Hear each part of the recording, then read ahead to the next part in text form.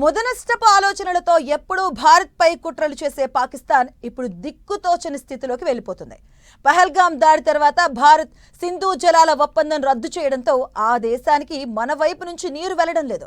దానికి తోడుగా ప్రకృతి కూడా పగబట్టడంతో పాక్ వ్యవసాయం కోసం ఆధారపడిన డెల్టా ప్రాంతం ఎండిపోతుంది. దీంతో రాబోయే రోజుల్లో పాక్కి గొంతు ఎండడం ఖాయంగా కనిపిస్తుంది.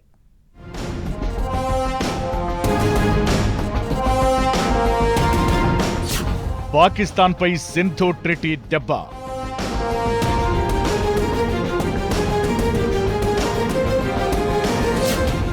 డెల్టాలో తగ్గుతున్న ప్రవాహానికి తోడు జలాల నిలిపివేతతో తీవ్ర సంక్షోభం.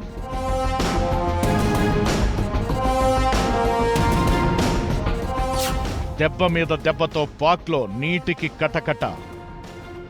ఆపరేషన్ సింధూర్కి ముందే సింధు జలాల ఒప్పందం నుంచి భారత్ బయటికి రావడంతో పాకిస్తాన్కి నీటి లభ్యత తగ్గిపోతోంది.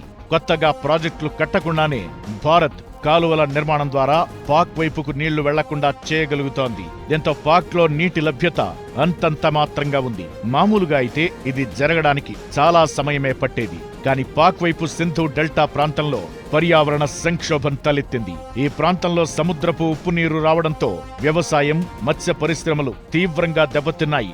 ఈ పరిణామం 20 ఏళ్ల నుంచి సాగుతున్నదే. దీంతో గత 2 దశాబ్దాల్లో 1.2 మిలియన్ల మంది నానా ఇక్కట్లకు గురవుతున్నారు. కేవలం నీరు మాత్రమే కాదు, దీంతో తమ సంస్కృతి నాశనమవుతోందని ఇక్కడి వారు వాపోతున్నారు. నీటి జాడ కోసం మైళ్ల కొద్దీ నడక సాగిస్తున్నారు.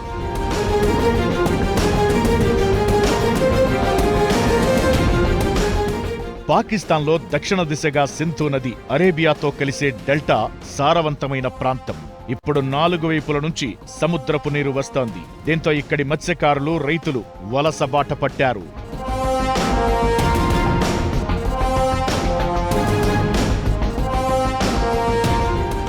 నీటిపారుదల కాలువలు, జల విద్యుత్ ఆనకట్టలు, వాతావరణ మార్పుల ప్రభావం, మంచు కరగడంతో ఇక్కడ డెల్టాలో నీటి ప్రవాహం 80% తగ్గిపోయింది.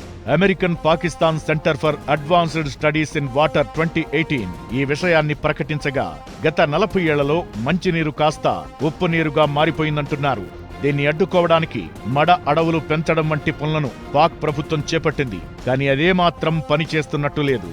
పరిస్థితి ఇలా ఉండగా సింధు జలాల ఒప్పందం నుంచి భారత్ వైదొలగడం పాక్కి మరింత చిక్కులు తెచ్చిపెట్టింది. సింధు నది టిబెట్లో ప్రారంభమై కశ్మీర్ నుంచి పాకిస్తాన్ వెళుతుంది. ఈ నది, దాని ఉపనదుల వల్ల పాక్లోని వ్యవసాయ భూములకు దాదాపుగా 80% నీరు అందిస్తోంది. అలాంటిది ఓవైపు డెల్టా నీరు ఉప్పు నీరు కావడం, మరోవైపు భారత్ దెబ్బ కొట్టడంతో పాకిస్తాన్కిప్పుడు గొంతు ఎండుతోంది.